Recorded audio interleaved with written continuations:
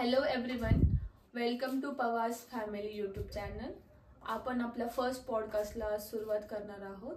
तर ही जी पॉडकास्ट असणार आहे पवार काकांच्या लाईफवरती बेस्ड असणार आहे.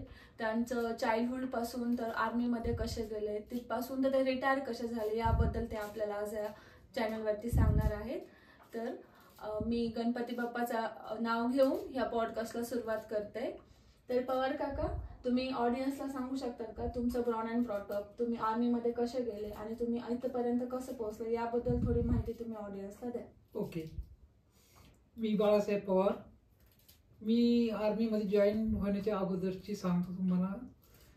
जॉईन होताना आम्हाला फार त्यावेळेस भरपूर स्ट्रगल करावं लागलं, कारण आमचं एज्युकेशन फक्त 12वीचे म्हणजे ते आमचं शिक्षण असं होतं पहिल्यांदा की आमची शाळा पूर्ण कधी मंदिरमध्ये, त्यावेळेस शाळा वगैरे नव्हत्या, हे नव्हतं, असे म्हणजे भरपूर स्ट्रगल करायला लागले.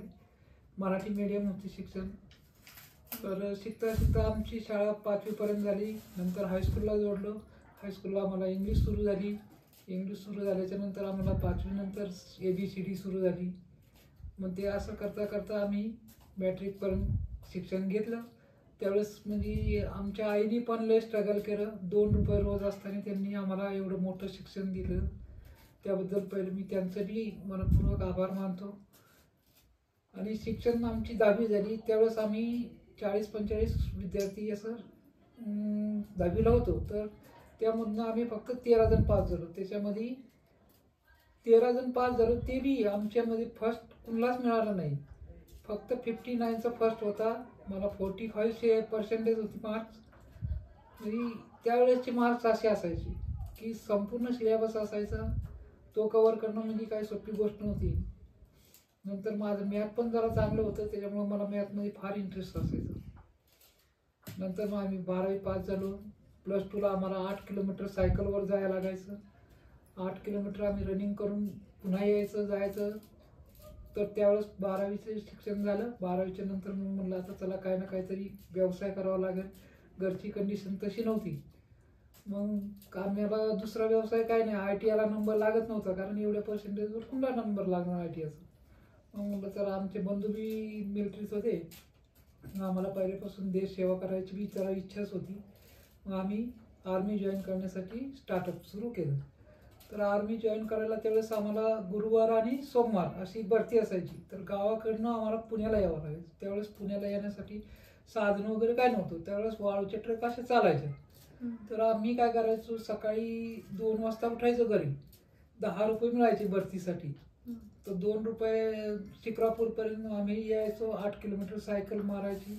तिथं आल्याच्यानंतर एखादी ट्रक मिळायची, त्या ट्रकमध्ये सायकल टाकायची, येरवड्याला उतरायचं. तिथून पुन्हा सवेऱ्यापर्यंत आम्ही सायकलवर जायचो. भरती अटेंड करायची. त्यावेळेस MER टेक्निकल आणि NER टेक्निकल हेच आम्हाला माहीत असायचं. तर आम्हाला असं वाटायचं की NER टेक्निकल नको आहे. तर म्हणायचं आम्ही MER टेक्निकलला अटेंड करायचो. MER टेक्निकलची भरती असेल तरच थांबायचो, नाही तर पुन्हा रिटर्न आम्ही तसंच. असं करता करता भरपूर दिवस गेले. 5 ते 6 महिने आम्ही ट्राय करत राहिलो, पण भरतीचं काही हे नाही. नंतर त्यावेळेस आमच्या वेळेसच सुरू झालं की आपली PRTC कॅम्प होता. PRTC कॅम्पमध्ये आम्हाला काय वाटलं की आम्ही मेडिकल झालं, रनिंग झालं, हे सर्व झालं होतं. आणि आम्हाला PRTC कॅम्पने कॉल दिला की तुम्ही या PRTC कॅम्पमध्ये जॉईन व्हा. त्यानंतर तुम्हाला असं एज्युकेशन वगैरे दिलं जाईल आणि आर्मीमध्ये जॉईन करायला टेस्ट द्यावं लागेल, मला पास होऊनच जावं लागेल. तर मग आम्ही म्हणलं की चला PRTC कॅम्प. आम्हाला असं वाटलं की आम्ही आमच्या शिक्षकांना बी दाखवलं की आम्हाला कॉल आला आर्मीचा आणि आम्ही आर्मीमध्ये भरती झालो. आम्ही पेढे वगैरे वाटून गावाकडनं इकडे निघालो. इकडे आल्याच्या नंतर असं समजलं, आम्हाला एक अधिकारी भेटले. त्यांनी सांगितलं कि तुम में से कोई भी भर्ती हुआ नहीं है इसमें. अगर तुम्हारा 2 महीना इधर क्लास चलेगा, 2 महीने में तुम पास हो गए तो तुम आर्मी ज्वाइन कर सकते हो, अदरवाइज तुम्हारे बाप से भी पैसा वसूल किया जाएगा. तो हमको वो डर पैदा हो गया. फिर हमने क्या किया, इतना मेहनत किया कि पूछो मत. स्टार्टिंग में इतना पढ़ाई किया. फर्स्ट में हम लोग 40 में से हम लोग 12 या 13 ऐसे पास हो गए थे. उसमें मैं था. तो जब मेरा नाम कॉल हो गया तो मैं इतना बड़ा खुशी से ये हो गया कि पूछो. अच्छा होगा की मैं जॉईन हो गया करके. तुमची गोष्ट मी समजू शकते पवार काका, की म्हणजे आनंद झाला आणि तुम्ही एवढं स्ट्रगल करून तिथपर्यंत पोहोचले. खरंच म्हणजे ॲप्रिशिएट करण्यासारखीच गोष्ट आहे की 80s मध्ये एज्युकेशन वगैरे, lack of education, lack of money आणि काही इन्कम सोर्सेस वगैरे पण एवढे नव्हते आणि त्यामधून पण तुम्ही इतकं पुढे गेले, त्यासाठी तुमचे खूप खूप अभिनंदन. थँक्यू. आणि त्याचबरोबर आता आपण जाणून घेऊया की तुम्ही तुमचं जे म्हणजे ब्रॉन अँड ब्रॉटअपचं जे काही गाव आहे, निमगाव आहे, राईट, शिक्रापूरमध्ये. मग तुमच्या फॅमिलीमध्ये किती मेंबर होते, तुमचे पॅरेंट्स काय करायचे, मग तुम्ही सिबलिंग्स ग्रो झाले एकत्र, तर मग काही तुम्हाला डिफिकल्टीज फेस करायला लागल्या का, आणि तिथून पुढचं मग तुम्ही कसं म्हणजे नाही का काही इम्पॅक्ट पडतो सिबलिंग्सचा तुमच्या लाईफवरती, आणि तुम्ही मग ते एज्युकेशनसाठी त्यांनी तुम्हाला कसं प्रमोट केलं. जसं तुम्ही ऑलरेडीच इन्फॉर्म केलं की तुमचे जे काही बंधू होते ते आर्मीमध्येच होते, राईट.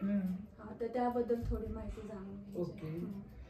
आमच्या फॅमिलीमध्ये आई वडील, 3 बहिणी, 3 भाऊ असा मोठा परिवार होता. पण परिवार हा सुखी होता त्या टाइमात. कारण का आमच्या आईची मेहनत भरपूर होती आणि अर्निंगसाठी तर दुसरं काहीच साधन नव्हतं. जे काही असेल ते शेतीमधूनच निघायचं आणि शेतीतूनच खायचं आणि करायचं. तर शेती पण होती, सुदैवाने चांगली होती, परंतु त्यावेळेस बागायत वगैरे अशी काही नव्हती शेती. तर असं म्हणजे पावसाच्या पाण्यावरच करायची. आई मग काय करायची, मजदुरी करायची, कुठं हे करायचे. तर स्ट्रगल भरपूर करावं लागलं त्यांना. मग नंतर आमचे मोठे बंधू आर्मीमध्ये जॉईन झाले. तर जॉईन झाल्याच्या नंतर अगोदरच आमच्या वडिलांनी 2 बहिणींची लग्न केली होती. तर एक बहीण राहिली होती आणि आम्ही तिघ जण. तर मग ते भरती झाल्याच्या नंतर त्यांनी बी 4 ते 5 वर्ष त्यांनी बी काही लग्न वगैरे केलं नव्हतं. थोडंसं मग घरी जरा चांगलं झालं. मग बहिणीचं अगोदर लग्न केलं. बहिणीचं लग्न झाल्याच्या नंतर मग त्यांनी 2 वर्षांनी आपलं लग्न केलं. आणि दोन्ही भावांच्या लग्नामध्ये काय 7 दिवसाचाच फरक होता. त्याच्यामुळं त्यांचं बी लग्न 7 दिवसाच्या आतमध्येच झालं. तरी तो पण थांबला नव्हता. त्याला 4च दिवसाची सुट्टी होती. फक्त लग्नासाठी सुट्टी मिळाली. लग्न लावून तो सुट्टी काढून गेला. तर माझ्या भावाच्या लग्नाला थांबला नव्हता, कारण सुट्टी कमी होती. तर मग त्या भावाचं लग्न आम्ही असतानाच हे केलं. आता त्याचबरोबर तुम्ही सांगा, जसं तुम्ही सांगितलं की तुम्ही आर्मीमध्ये सिलेक्ट झाले, त्यानंतर तुमची फर्स्ट पोस्टिंग कुठं झाली, तुम्ही ऑल इंडिया कुठं कुठं ट्रॅव्हल केलं, त्याचबरोबर तुमची जे काही वर्क रिलेटेड जे काही म्हणजे पोस्टिंग्स वगैरे होतं त्या कुठे कुठे झालं, आणि त्यामधून तुम्ही काय काय शिकले, त्यांचा तुमच्या लाईफवरती काय म्हणजे इम्पॅक्ट पडला बाबा. की एक असतं ना की आपण आपली जे काही ड्रीम जॉब मिळाल्यानंतर आपल्याला खूप काही शिकायला भेटतं, माणूस ग्रो होतं, आणि ॲज वेल एज फायनान्शियली, मेंटली आपण प्रत्येक गोष्टीने नाही का म्हणजे स्ट्रॉंग होत जातो. तर तुमचा काय इम्पॅक्ट राहिला, म्हणजे काय इम्पॅक्ट पडला तुमच्या लाईफवरती आर्मीचा, आणि तुम्ही जे काही वर्क केलं तिथं त्याबद्दल थोडी माहिती सांगा. तर मी 88ला एनरोलमेंट झालो होतो आर्मीमध्ये. 88ला एनरोलमेंट झालं होतं त्यावेळेस आमचं म्हणजे फिजिकल वगैरे एकदम टफ होतं. फिजिकलला आम्हाला काही कामं केलेली माणसं होतं, त्याच्यामुळे आम्हाला फिजिकलला काहीच त्रास नाही झाला. रनिंग वगैरे मी इथं हमेशा फर्स्ट नाही तर सेकंडच येईल. तर 88ला भरती होऊन गेलो. तर फर्स्ट म्हणजे आम्हाला ट्रेनिंग जबलपूरला मिळालं. तर ट्रेनिंग जबलपूरला सुरू असताना आम्हाला तिथंही काही त्रास झाला नाही. ट्रेनिंग तर नॉर्मल व्हायचं. आम्हाला असं वाटायचं की माझ्यासाठी तर काहीच नव्हतं, कारण आम्ही पूर्ण फिजिकल फिट होतो पहिलेच. रनिंग हे काय मला काहीच वाटत नव्हतं त्या कॉम्पिटिशनचं. त्याच्यामुळे मला फिजिकल ट्रेनिंगचं काहीच वाटलं नाही. त्याच्यानंतर आमचं मग काय झालं, तिथं टेक्निकल मिळालं. तर टेक्निकल ट्रेनिंगमध्ये आम्हाला 3 वर्षाचा टेलिकॉम डिप्लोमा मिळाला होता. तर तो डिप्लोमा मिळाल्याच्या नंतर आम्हाला थोडंसं डोक्यात हे झालं की म्हणलं आपण तर अभ्यासासाठी कंटाळून इथं आलो, आणि इथं आल्याच्या नंतर पूर्ण सिलेबस हा मॅट्रिकच्या अबव होता, म्हणजे BSc लेवलचा सिलेबस होता त्यावेळेस. तर तो सिलेबस पाहिला तर आम्हाला वाटायचं आता काय करणार. तर स्टार्टिंगच्या 2-3 एक्झाम तर आम्ही फेलच झालो. त्याच्यानंतर मग पूर्ण म्हणले की आता हे म्हणले की काय तुम्हाला अजून सुद्धा चान्स आहे, एक एक्झाम लास्टची, जर पास झाले तर ठीक, अदरवाईज तुम्हाला इथून रिलिगेट करून घरी पाठवणे. मग आम्ही म्हणलं की बापरे, घरी तर काहीच नाही, आणि असं केल्यानंतर कसं. मग दिवस रात्र मेहनत करून आम्ही अभ्यास केला आणि पहिली एक्झाम पास केली. मग तिथून पुढे आमचा चांगला जर्नी सुरू झाला. मग म्हणलं आता अभ्यासात पाठीमागं पाहायचं नाही, जो आहे तो पुढे येणारा अभ्यास आम्ही कव्हर करीत गेलो. त्याचबरोबर तुमचं ऑल ओव्हर इंडियामध्ये कुठे कुठे पोस्टिंग झालेलं, म्हणजे कोणत्या कोणत्या स्टेट तुम्ही पाहिले, कुठे कुठे वर्क केलेलं आहे? अच्छा. जर तुम्हाला आर्मी पर्सन म्हणजे काय की ऑल ओव्हर इंडियामध्ये त्यांना पोस्टिंग मिळत जाते, ओके. तर मग तुम्ही कुठे कुठे इंडियामध्ये ट्रॅव्हल केलेलं त्याबद्दल थोडं सांगा ऑडियन्सला. ओके. तुमचं फेवरेट म्हणजे कोणतं स्टेटमध्ये राहिलं, सपोज तुम्ही कुठे राहिलेलं तर आपल्याला जागा एखादी खूप आवडते नाही का, तसं एखादं फेवरेट कोणती म्हणजे स्टेट होती किंवा पोस्टिंग होती? आता तसं पाहायला गेलं तर आमची पहिली पोस्टिंग म्हणजे आम्हाला जम्मू मिळाली. ओके. आमचं ट्रेनिंग संपलं आणि जम्मू पहिली पोस्टिंग आली. तर त्यावेळेस असं वाटायचं की जम्मू म्हणजे थोडंसं लोक विचार करायची गाडी बापरे जम्मू म्हणजे लईच हे आहे, कारण तिथं पाकिस्तानचा एरिया आहे, हे आहे, तर लोकांना थोडंसं. नंतर बठिंडाच्या नंतर सिलिगुडी, प्रत्येक ठिकाणी 3-3 वर्षाचा टर्न होता. सिलिगुडीच्या नंतर मग आलो मी भोपाळला, भोपाळ नंतर सिकंदराबादच्या नंतर गुवाहाटीच्या नंतर मग इलाहाबाद, मग इलाहाबाद नंतर मग पुन्हा गुवाहाटीला गेलो. मग आउट ऑफ कंट्री 7-8 महिने आम्हाला चान्स मिळाला होता. तिथून पुन्हा गुवाहाटीला आलो रिटर्न मग इलाहाबाद नंतर आम्ही रिटायरमेंट घेतली. 24 वर्ष आर्मीची सर्व्हिस केली आणि मग रिटायरमेंट. तर त्यानंतर तुम्ही रिटायर झाला, तर तुम्ही रिटायरमेंटच्या लाईफ बद्दल काय सांगा? त्यानंतर तुम्ही काय केलं आणि तुम्हाला आता योग्य ते पेन्शन मिळते का? आणि तुमची जी काय रिटायरमेंट नंतरची लाईफ आहे त्याबद्दल थोडं सांगा ऑडियन्सला. अच्छा, रिटायरमेंट नंतरची लाईफ म्हणजे फार स्ट्रगल असते. रिटायरमेंट नंतरची लाईफ म्हणजे आता मी 2012ला रिटायरमेंट झालो, त्यावेळेस मला पेन्शन फार कमी मिळायची, फक्त 9,500 रुपये. 9,500 रुपयामध्ये पुण्याच्या ठिकाणी सोपी गोष्ट नाही राहणे, कारण का मुलांची फी 1,000 जायची. मला राहण्यासाठी रूम होती, ते रूमचं भाडं 6,500 रुपये होतं. मुलांना दूध लागायचं 1 लिटर, तर ते 1,000 रुपयाचं दूध महिन्याला लागायचं आणि सर्व पेन्शन मिळून 9,500. मग हा विचार मी केला की एवढे जर पैसे लागत असतील तर कसं राहायचं. मग मी लगेच जॉईनिंग सुरू केली की कुठे ना कुठेतरी काम करावं लागणार आपल्याला. मग मी एका बँकेत सिक्युरिटी गार्डची सर्व्हिस केली. तर सिक्युरिटी गार्डची तिथं 9,500 पेमेंट मिळालं. तर हे 9,500 बी मी म्हणलं काहीच नाही. मग माझ्याकडे गन होती, मग मी त्यांना सांगितलं, सिक्युरिटी एजंटला सांगितलं मला काहीतरी गनमॅन म्हणून मला कुठेतरी पाठवा. तर तिथून पुढं ते म्हणले की एक ठिकाणी हाय वॅकन्सी, पण घरापासून ते जवळ 22 किलोमीटर होतं लोणी. मग मी म्हणलं नाही चालेल, मला काही नाही फरक पडत, कारण का मला फक्त पैशाची गरज होती त्या टाइमला.